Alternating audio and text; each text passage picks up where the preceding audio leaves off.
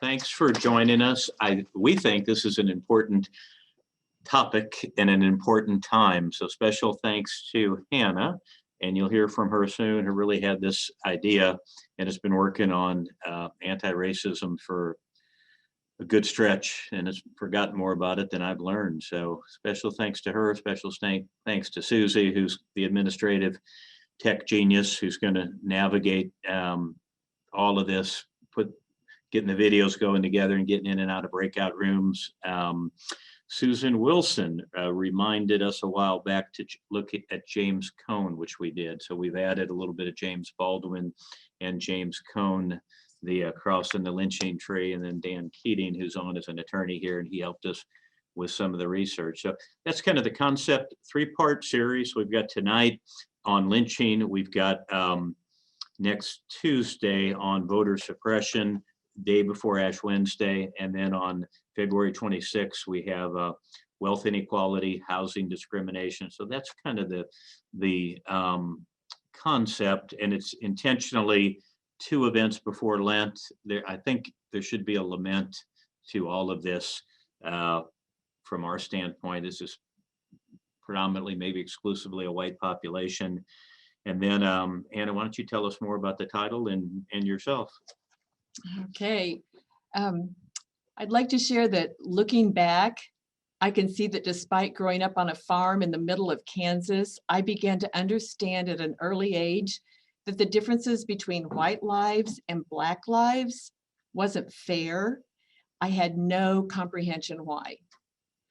The scales began to fall from my eyes about 5 years ago when a group of 5 Black women and 4 of us white women gathered in my home to share friendship and the book Between the World and Me by Ta-Nehisi Coates.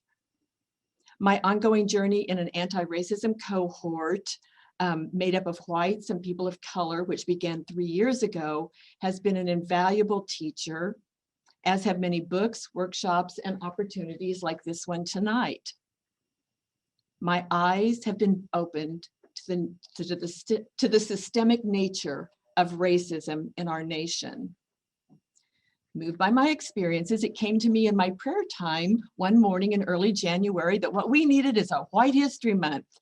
And this was in no way meant to undermine the value of learning about and honoring notable Blacks in February. Rather, it seemed an ideal counterpoint, a time to dive in and tell the truth about the history of white supremacy in our country. And so we find ourselves here tonight. And I do want to thank Mike for hearing me out that very night and saying, let's do it. I could not have pulled off something of this magnitude alone. So thank you, Mike, for your hard work and for sharing the time and talents of Dan and Susie here at Matteusi and Brooker. Deep gratitude to each of you for being here. It's a joy to share the journey with men and women willing to see what they cannot unsee and know what they cannot unknow. All right, thank you. You're welcome. Couple more pieces, also known as stall time, as we get a couple more people signed up. So hopefully you have the format and it makes sense. We'll have a little piece from James Baldwin, a little piece from James Cone, and then this really excellent documentary that's about 30 minutes called An Outrage, narrated by 5 scholars, and they're accomplished and they do it very well. We're going to take a short break after that, about 10 minutes. It's designed to be kind of a meet and greet. It really just get to know each other. And the concept and the question is, during your formative years, what voices did you hear on white America from your parents, family, friends, TV? How did those voices shape your view of our country? That's kind of the meet and greet. Then we'll come back. And then we've got just 2 short clips. Again, James Cone, and Emmett Till, which is the horrific lynching in 1955 that some really contend really started the civil rights movement and moved it in another direction. So that's what we've got. I'm going to read one little James Baldwin quote that I think is meaningful for the title, and then Hannah's going to read a James Cone quote, and I think that will kind of frame what you're going to experience. So this is from James Baldwin, and he states as follows: not everything that is faced can be changed, but nothing can be changed until it has been faced. History is not the past. It is the present. We carry our history with us. We are our history. If we pretend otherwise, we literally are criminals. And James Cone. Cone says, the lynching tree, so strikingly similar to the cross on Golgotha, should have a prominent place in American images of Jesus' death, but it does not. In fact, the lynching tree has no place in American theological reflections about Jesus' cross or in the proclamation of Christian churches about his passion. The conspicuous absence of the lynching tree in American theological discourse and preaching is profoundly revealing, especially since the crucifixion was clearly a first-century lynching. In the lynching era between 1880 to 1940, white Christians lynched nearly 5,000 Black men and women in a manner with obvious echoes of the Roman crucifixion of Jesus. Yet these Christians did not see the irony or contradiction in their actions. All right, Susie, if you will get the videos going. I would like to add someone to our group here. Professor Paul Weiss, a Sterling Professor of Philosophy at Yale.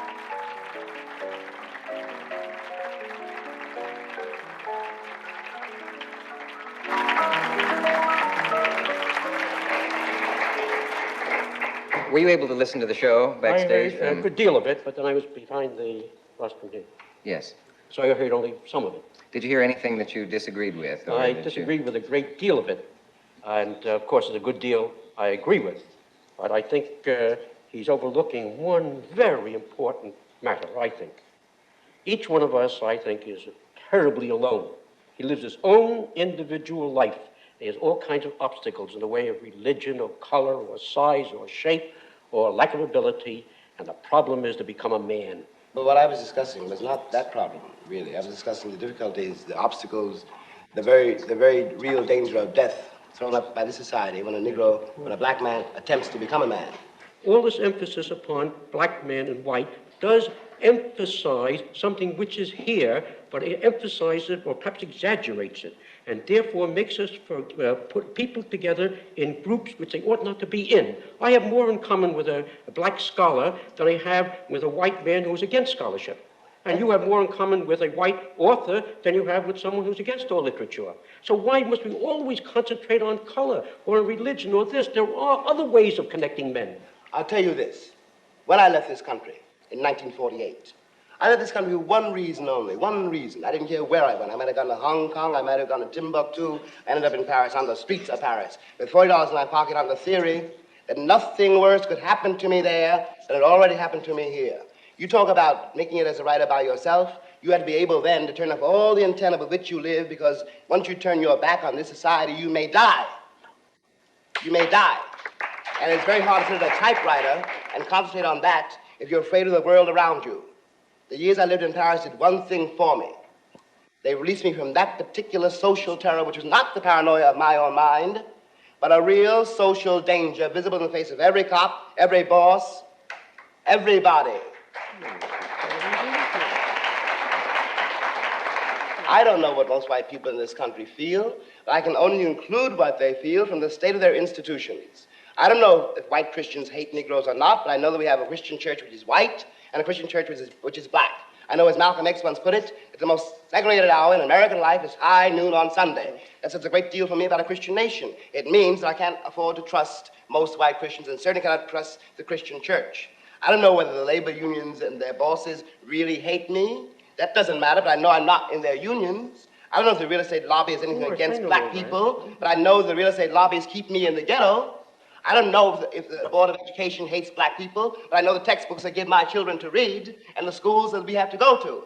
Now, this is the evidence. You want me to make an act of faith, risking myself, my wife, my woman, my sister, my children, on some idealism which you assure me exists in America, which I have never seen. I never said that.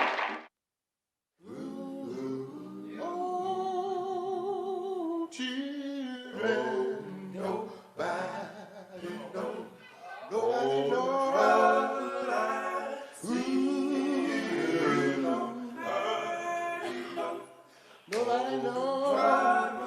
trouble I see. Nobody knows. Nobody knows I see. Oh, glory.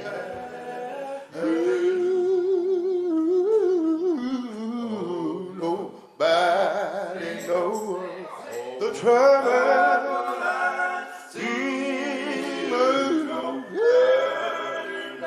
Nobody knows the trouble I see. Nobody knows. Nobody knows I see. Oh, we have. Cause sometimes I am up, sometimes I'm down. Lord, we have. Hallelujah. Yeah, yeah, but still my soul feels heavenly bound. Glory, hallelujah. Nobody knows. Nobody knows. Nobody knows. Nobody knows. Trouble I see. Nobody knows. Nobody knows. Trouble I see. Glory, hallelujah. That old Jordan River is so chilly and cold. It chilled my body, but it didn't chill my soul. And when I get to heaven, I'm gonna put on my shoes. I'm gonna walk around in glory and spread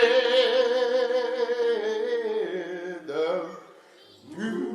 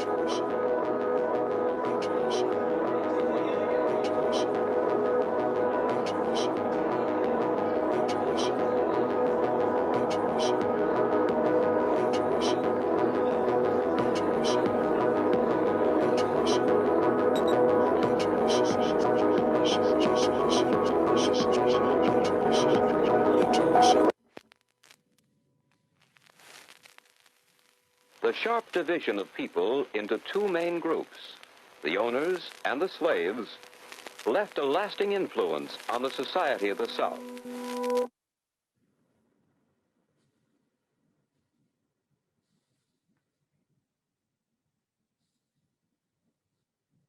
When we think about the Jim Crow South, the place to start in some ways is the dispiriting recognition of the loss of the hope that Reconstruction had represented for African Americans after the Civil War.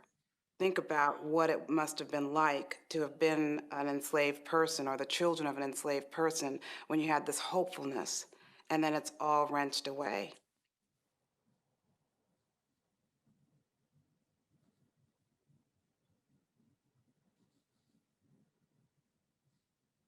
It wasn't just a repressive regime, which it was, but it also was a manifestation of all the lost hopes and dreams. Lynching is really a form of extralegal violence that develops in the United States, particularly in the American South. as a response to crime, the desire to punish people who were accused of crimes or who in some way traversed community norms or values.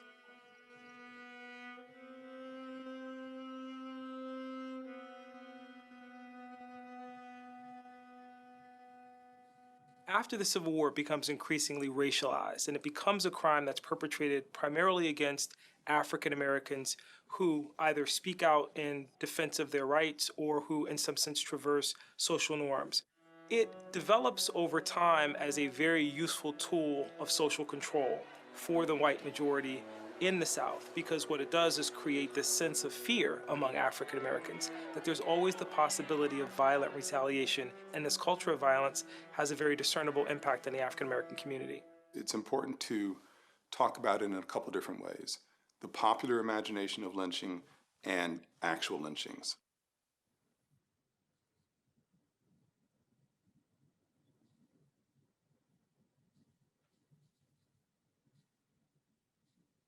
In the popular imagination of lynching, and I'm talking here in 19th century popular imagination and for much of the 20th century popular imagination, acts of lynching, whether you view them as justified or terrible, were often thought of as being the results of attempts to corral black male rapists. Ida B. Wells, the great journalist, African-American woman, started doing her own research into lynching and discovered that's actually not the case at all. In fact, in fewer than 1/3 of the allegations of behavior were related to rape. A person would be lynched for being out of line in terms of where they belonged in a social, political, and cultural space. Is it about rape? Actually, not even often allegations of rape. It's about many other forms of social control. To talk about lynching in its full nasty complexity, it will tell us not just about a history of a violent act, but tell us about who we are as a people.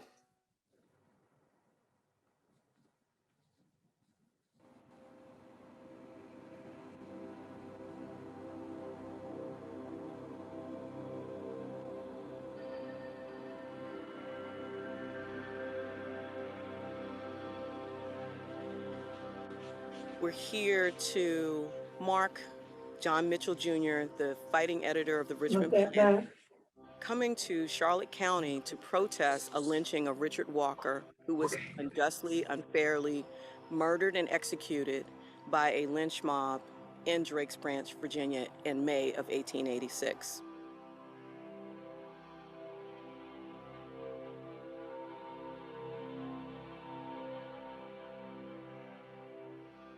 He came here because after the lynching, he wrote about it in the Planet, and there were individuals that sent him a noose and told him that if he were to come to Drakes Branch, Charlotte County, that he would hang higher than the gentleman that they had just hanged.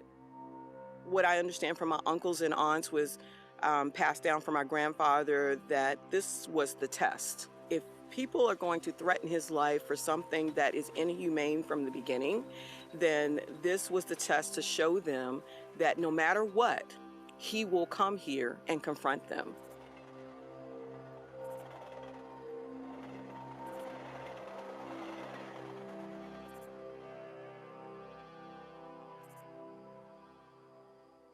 I drove here and I just can't imagine how he did that. He's 23 years old with 2 guns. He's walking through an area that was known for lynching and Klan activity. My family doesn't talk about that very much. I didn't find out a lot of this until I was much older because it was so painful for them. I see things happening today that remind me of 1886. So do I walk that road too? Yeah, I think I would. I think it's in my DNA to do that. Yeah. One of the important things about the Black press during the late 19th century is really is a free Black press. It is owned and operated by Black people. They use it to represent the perspective of the Black community.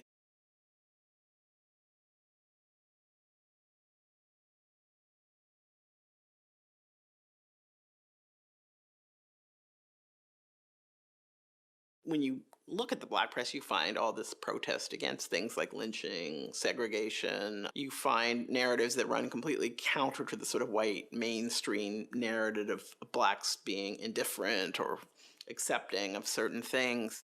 You have these moments with people like Ida B. Wells, with Mary Church Terrell, with W.E.B. Du Bois, talking about lynching in the pages of the North American Review, talking about lynching in the pages of The Crisis and The Messenger, making the case that literally African American bodies are under assault, and African Americans should be concerned about this, but so should whites, because that insecurity that's felt by the black community becomes ultimately an invitation to lawlessness, which affects all communities. Now, the act of lynching itself, is it just stringing somebody up on a rope? Well, that does happen a lot of times, but lynchings involve people being burned at the stake while alive, being tied up or tied down, and having their body gouged and attacked for hours before they might be strung up or they might be burned to the stake. Lynching could be private acts of violence, it could be spectacles. These were ritualistic reminders of whose lives were valued and whose were not. It was just so vicious. That was the main thing. How could anyone do anything that vicious? You know, they just took justice in their own hand. No trial, no nothing. I haven't even been able to find a death certificate on him.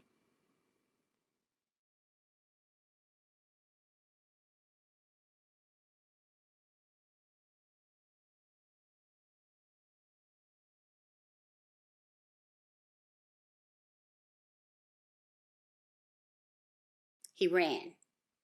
He heard they were looking for him, and he ran. He got on a train and went to Arkansas, and he was talked into coming back and giving themselves up because they had gone there looking for him. It was a large crowd. You know, just from looking at the picture, there were loads of them. He was dead from the lynching. Then they burned him. They gouged his eyes out. And they just kept killing him over and over and over in their minds. Just did all manner of things to him.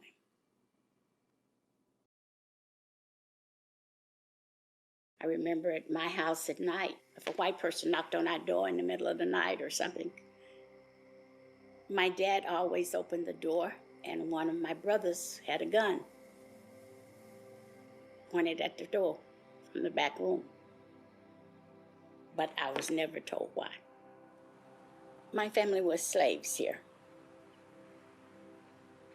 And from that, you know, we just stayed here. My mom and dad died here. And most of my siblings left here. But I guess I'm the only one that came back. I retired in '93 and moved back here. In 1994, I heard more about the lynchings after I moved back here. I had no knowledge before I left here because it just wasn't talked about. It's not all the people here. It's some of the people. And until we get the hate out of the hearts, it's not going to go away.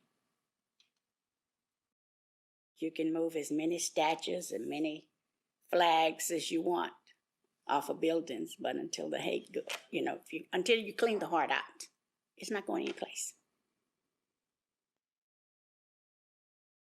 What is motivating a group of individuals to murder somebody else? So people are lynched for issues related to, again, allegations of rape or violence or theft or crime, but also for not behaving in a certain constricted sort of way. So if we look back to the very early days of lynching and race riots in New York City, for example, in the 1860s, lynchings there were an expression of economic competition.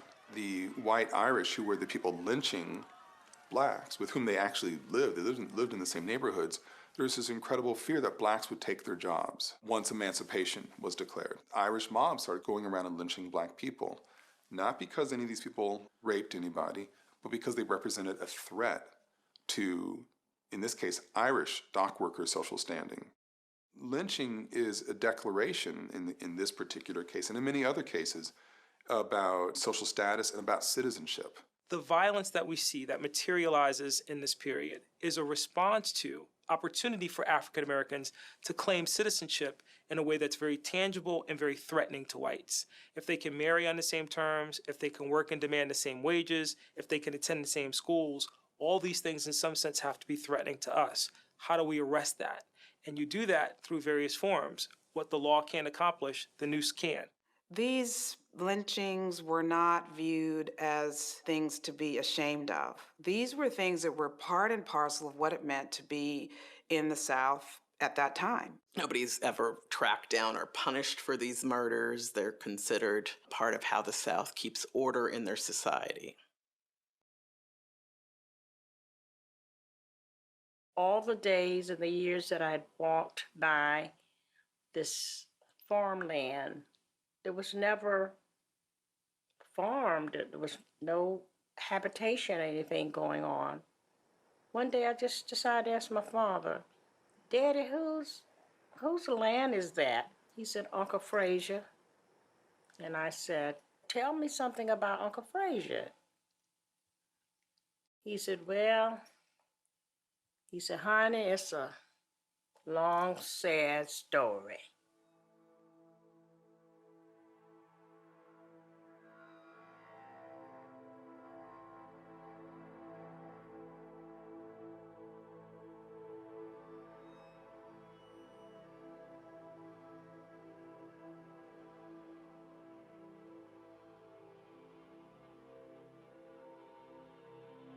On February 21st, 1898, his wife, Lavinia, said that about 12 o'clock in the morning, she was awakened and with the crackling of fire. She jumped up, Frazier jumped up, and he finally said, we may as well die running as standing still. And he fell on his knees to pray. When he ran through the door, they shot Frazier, and Lavinia said she followed. The bullet struck her in her left arm, and the baby fell from her arm, and she knew that the baby was dead. The next morning, according to Lavinia, it was like a dream. My baby's gone. My husband is gone. I am injured. 3 other children are injured. The end of this tragedy is that Lavinia outlived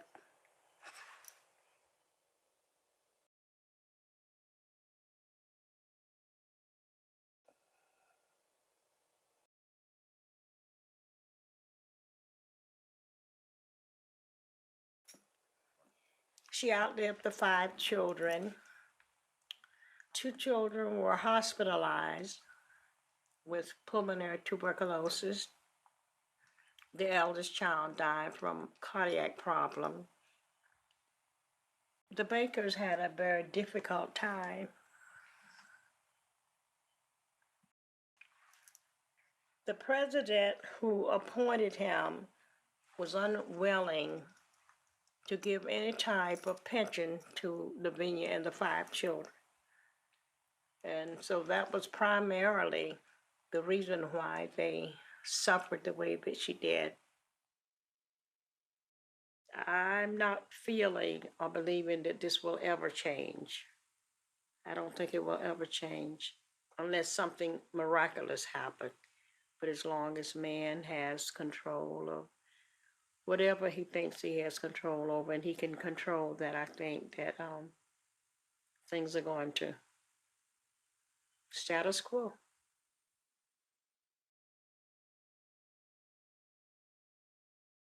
There were rules and laws as to what everyone could do in that world. Anything that could be imagined was segregated. But it was not just for the idea of keeping people apart. It was also for the idea of reminders at every step of the way, every single thing you did, that there was a different value placed upon the lives of people based upon what they looked like and where they were in the hierarchy. One of the reasons you see these laws mandating all sorts of specific forms of segregation, which start out with railway segregation, are because Black people do not abide by any kind of socially imposed custom. Ongoing resistance made it necessary for every state to ultimately pass these laws. And this is where you see segregation laws, you actually see a history of people doing exactly what is then made against the law. The Great Migration was the mass relocation of a good portion of African Americans. It was the, in some ways, defection of 6 million African Americans from the South to all points north, Midwest, and West. One of the beauties of it is that these were individuals, one added to another, breaking free of the repression that had held the ancestors in a fixed place for 12 generations and beyond. This was what I describe as the first step that the servant class ever took without asking. And it's important to recognize the meaning of that for American history, because before they left, African Americans were associated with the rural South and held fixed in this one place. This was a breaking free of monumental proportions. African Americans left with such velocity and set down roots in the cities in the rest of the country that to those of us alive today, many of us cannot even conceive of African Americans not being viewed as an urban people. But this is all a relatively new phenomenon when you think about American history.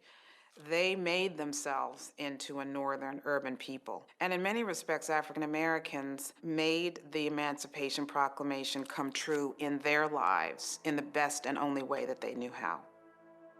Over time, what becomes evident is the idea that the North is some kind of promised land, some place where African Americans can escape the economic insecurity, the political chicanery, the violence. During much of this time, every 4 days, an African American was lynched for some perceived breach of this caste system that we're talking about. Things were so dangerous for people that in one case, one of the cases where a little boy, a Black boy, brushed against a white boy as he was walking down the street, not paying attention because he was reading his comic book. And as a result of that, the family was so frightened about what this was going to mean. Will we all have to go? Will he have to go? We'll have to apologize. What will happen? Anything could have happened because the enforcement was so severe.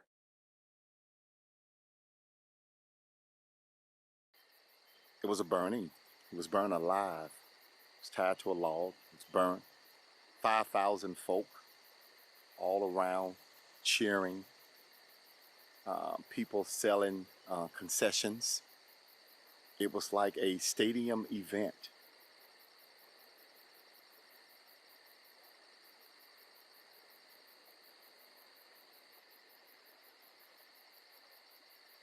As time went on, many people forgot what happened here. And nobody really wanted to talk about it. L. Persons was a family man trying to earn a living and just got snatched up.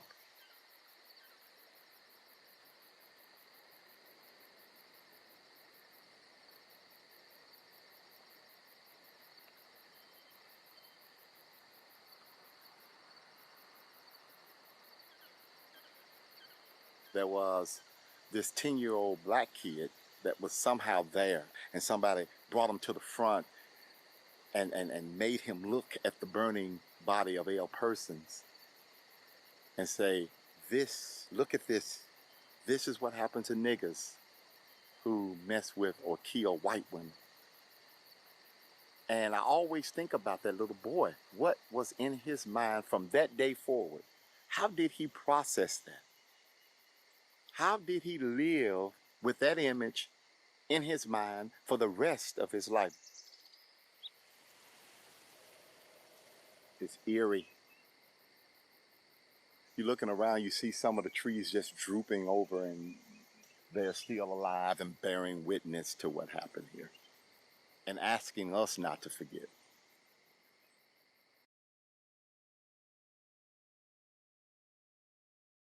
When you're trying to tell the story of the black past, the white past, regional past, what have you. What kind of data do you have? Black newspapers, you have white newspapers, you have census data, you have the results of political elections. You also have family stories. They're not in anybody's archive. Any place, if you're trying to understand a place, has to take all the different sources it can find and the ones that it has traditionally not paid attention to, in this case, these oral histories, it needs to pull them all together and see what it gets. I promise you, once you start taking in the quote unofficial histories, the official history doesn't look quite so accurate anymore. Being forgetful, truly forgetful, is a luxury that whites could afford, but blacks couldn't. That's a luxury, to not have to remember painful acts. And if you have that luxury, the problem is a system can keep repeating itself because no one remembers to say, wait a second, we're doing the same things all over again. We just keep it more where you can walk down through here. Well, you can drive down through here, but it might get muddy. The vehicle might get muddy. One was there and one was over there. And one was right in here, right over. His 3 grades there and all.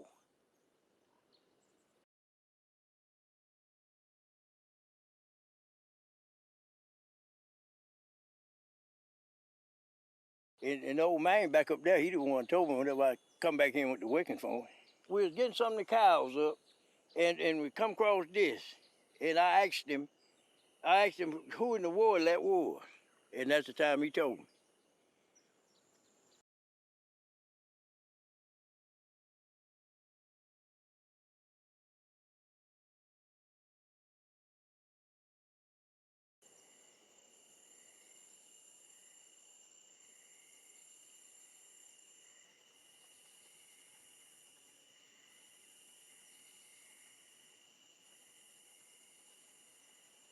Yeah, I know. Yeah, I've been heard about the hanging bridge all my life. The way I can see it, now they're trying to let it die down as much as they can. You know, they really don't even want to bring it up. And so that way it would never, I imagine, I ain't for sure, but I imagine that's why they cut that road off to keep it from going back there. That's what I think. You know, this day and time, everybody's trying to get along and everything. And I guess that's why they don't want to, bring up, no old stuff like that, because it might make the young people feel kind of funny, towards white people about stuff like that. But one thing they need to do, somebody need to go back there and clean it off, because you can't hardly get to it. It growed up so bad back there. That's one thing somebody needs to do. People in question that we're talking about is George and Mae Murray Dorsey and Roger and Dorothy Malcolm. They were sharecroppers. They lived on Mr. Barney Hester's farm. It was just known that you were practically owned by the farm that you lived on. Now here's a man, Roger Malcolm, who served his country and came home safely, and then he had to meet his demise by being brutally murdered here at the Morris Ford Bridge in Walton County, Monroe, Georgia.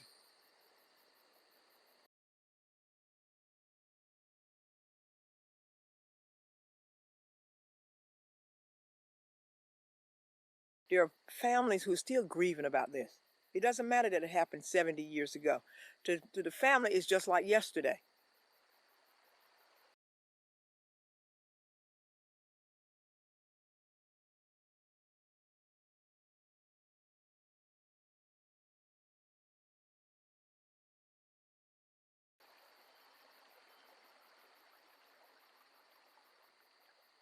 Now, when they got here, they drug them out of the car, drug them down to that ravine, and this is where they were shot number of times, over and over and over. What happened here is too mind-boggling. Here you have 200 people witnessing this, with children out here. And I just couldn't imagine having your child here witnessing that. So much hatred, and then you're passing it on to another generation. Now, no one was ever arrested for these 4 murders that went on right here at the Morris Ford Bridge, and someone has to pay for it. Someone has to answer to it. Some of these people are still alive. And I know they're still alive because if they were not still alive, the case would already be solved. That's why it lets me know that they're still alive.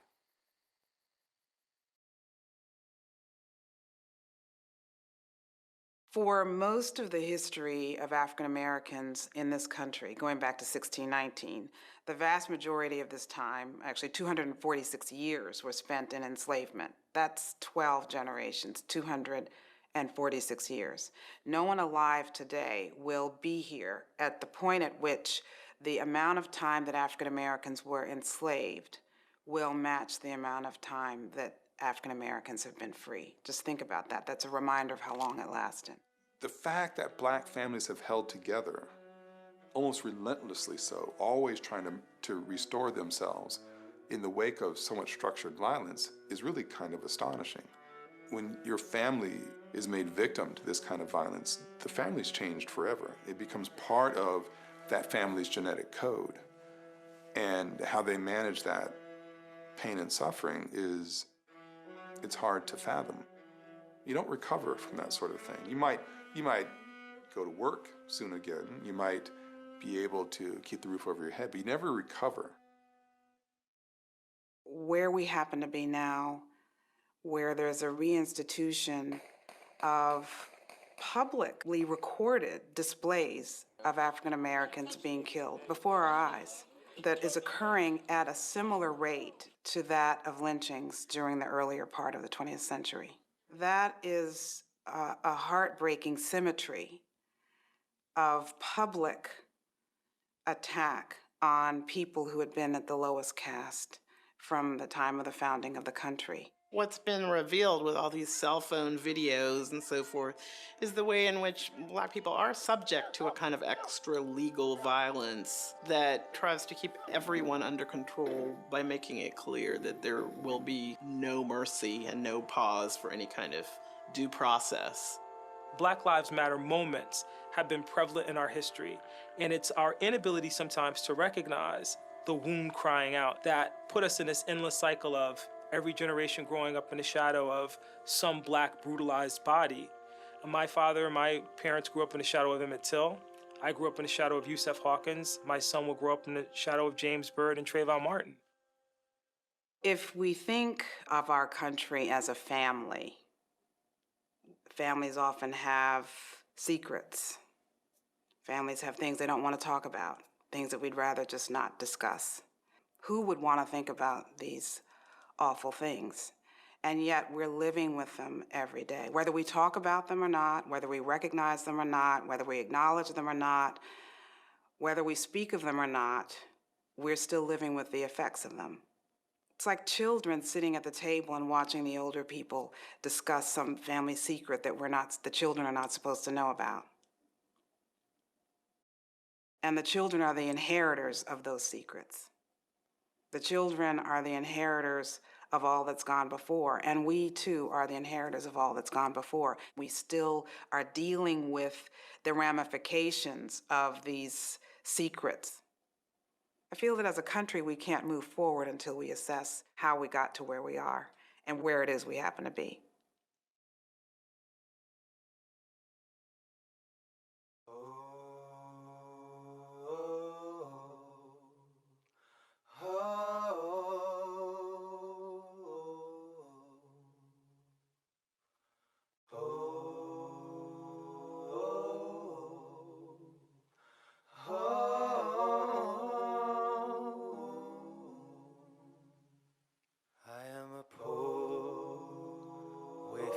Stranger traveling through this world alone.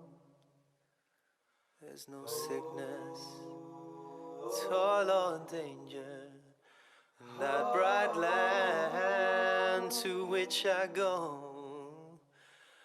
I'm going there to see my mother. I'm going there, no more to roam. But I'm only going over Jordan. I'm only going over home.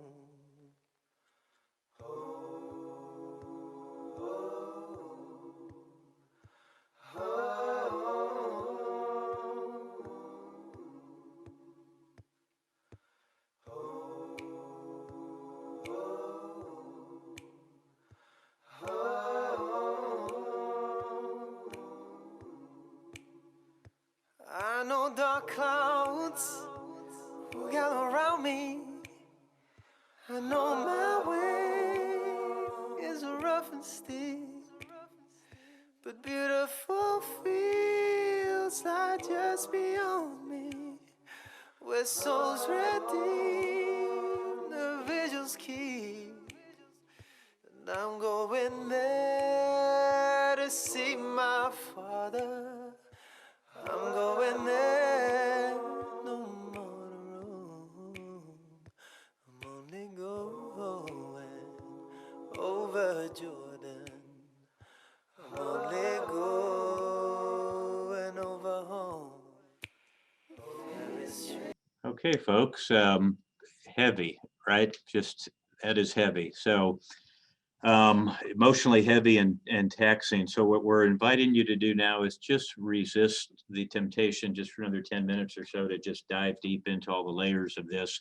We're going to do a little 10-minute breakout, kind of treat it as a meet or greet. Well, let's keep religion, theology, and church and culture out of it for now. And just, if you need to check in emotionally, that's fine. But during your formative years, what voices did you hear on white America from your parents, your family, friends, TV? How did those voices shape your view of our country? I was the opposite of Hannah. You know, I grew up in South St. Louis, segregated, all white South St. Louis. As Jim Cone says, I was safe, sleepy, and clueless. I had no idea what was going on with all of this. And I'm just kind of ferociously pursuing it now because I feel like I'm making up for lost time. But just think it might be important right now to just kind of share with each other and get to know each other. So with that, Susie, we'll break into groups about 10 minutes. We'll come back and then we'll probably not visit too long and then go to the next two, but especially the next two is Emmett Till, and then really want to give you the theological piece from Cone. Are we all back, folks? It looks like it. Do we have did folks get the questions Hannah and I put together and circulated those 4 questions? If somebody has them, then there's a culture question, a church question, and an action question. Then I won't say any more, and we'll just roll the last 2. And then the way it's set up is, and is this being recorded, Susie? Yes.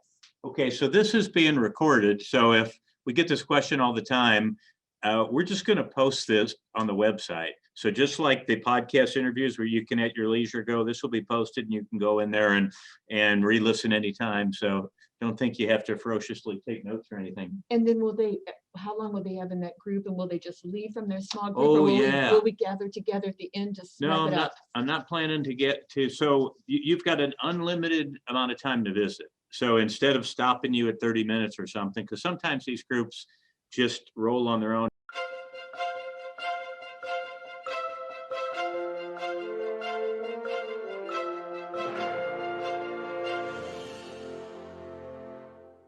The brutal murder of 14-year-old Emmett Till remains one of the darkest moments in the civil rights era. On August 20th, 1955, the Chicago teen went to visit relatives in Money, Mississippi. While there, Till and a group of friends went into a store to buy candy. Unaware of the racial tone in the Mississippi Delta, Till spoke to a white female storekeeper in a manner she deemed offensive. On August 28, 1955, the storekeeper's husband, Roy Bryant, and his half-brother, J.W. Milam, abducted Till at gunpoint from his great-uncle's home. They drove him to a shed where they took turns torturing and beating him with a pistol. The pair then drove the battered teen to the edge of the Tallahatchie River. There they ordered him to remove his clothes and shot him in the head. Then they attached a heavy fan to his neck and rolled his body into the river. On August 31st, 1955, the body of Emmett Till was discovered by 2 young boys. Heartbroken and grief-stricken by the brutality of her son's death, Mamie Till Bradley defiantly held an open casket funeral in Chicago for her son. She even sent pictures of his disfigured body to newspapers and magazines, saying The whole nation had to bear witness to this. Blacks, including young kids like myself, saw this horrendous picture in Jet magazine and other black publications. In September 1955, Bryant and Milam were indicted for Emmett Till's murder. During the three-day trial, prosecutors presented testimony from Till's great-uncle and Willie Reed, an African-American sharecropper who overheard Bryant and Milam torturing Till. On September 23, 1955, after deliberating for just over 1 hour, the all-white male jury found the defendants not guilty.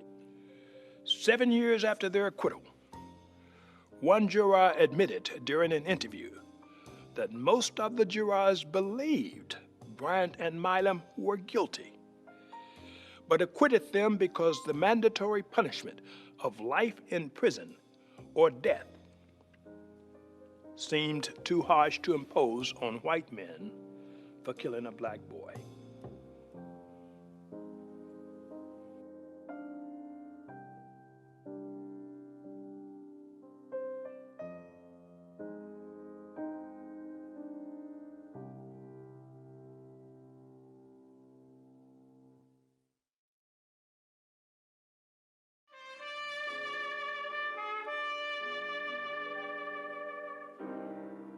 I believe that until Americans, especially Christians, can see the cross and the lynching tree together, until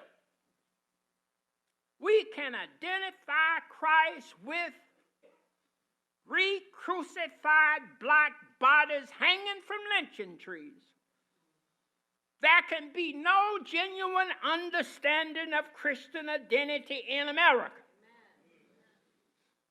and no deliverance from this brutal legacy of slavery and white supremacy. The more I reflected on the cross and the lynching tree, the more I understood why black Christians could not turn away from the cross, even though that cross was used to enslave, segregate, and to lynch them. As James Baldwin said, whites discovered the cross by way of the Bible, but black people discovered the Bible by way of the cross. This is the great paradox of black life. The cross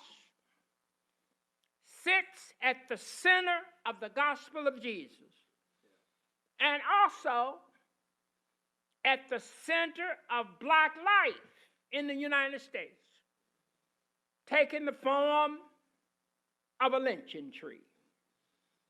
I have spent a lifetime pointing out the hypocrisy and the mendacity of the white church in a white-dominated society, while lifting and exalting the voices and the experiences of the oppressed. I read about it, examining lynching historically, listening to Billie Holiday sing Strange Fruit. I couldn't stop thinking that I might have been one of those black bodies swinging in the southern breeze. And my father and brothers, and even my mother, could have been strange fruit hanging from the poplar trees. How in the world did blacks survive, not only physically, but most importantly, emotionally and spiritually, keeping their sanity in the midst of all that horror? I discovered that as strange and as paradoxically as it may appear, It was their identification with the cross, in which Jesus was brutally crucified, that kept many blacks out of the madhouse. That was why they sang with such passion, Jesus, keep me near the cross. It was their faith in Jesus' cross, believing that if God was with Jesus, God must be with us, because we are up on the cross too. How could white Christians who say they believe Jesus died on the cross to save them, how could they then turn around and put blacks on crosses and crucify them just like the Romans crucified Jesus? That was an amazing theological paradox to me. Whites even did lynchings on church grounds. Think about that. How could they do it? Now, many Christians embrace the conviction that Jesus died on the cross to redeem humankind from sin. Taking our place, they say, Jesus suffered on the cross and gave his life as a ransom for many. You've heard it. The cross is the great symbol of the Christian narrative of salvation. But unfortunately, during the course of 2,000 years of Christian history, the cross, as a symbol of salvation, has been detached from the ongoing suffering and oppression of human beings, the crucified people of history. The cross has been transformed into a harmless, non-offensive ornament that Christians wear around their necks. You know it. Rather than reminding us of the cost of discipleship, it has become a form of cheap grace, as Dietrich Bonhoeffer put it. It's become an easy way to salvation that doesn't force us to confront Christ's message and mission. And you can't help but wonder why whites treat you like you're not a human being. It is hard to figure it out, especially when you're an innocent child. And yet at the same time, my mother and father told me, don't you hate like they hate.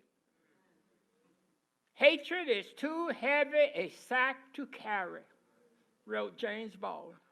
It is a mystery, a profound and deep mystery, how African Americans, after 2.5 centuries of slavery and another century of lynching and Jim Crow segregation, and yet many of us still come out loving white people. Yeah. It's amazing.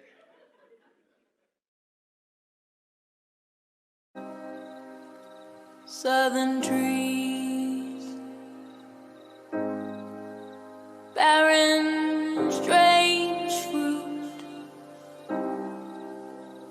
blood on the leaves, and blood at the root, black bodies swinging in the southern breeze. Oh, strange fruit hanging from the poplar trees.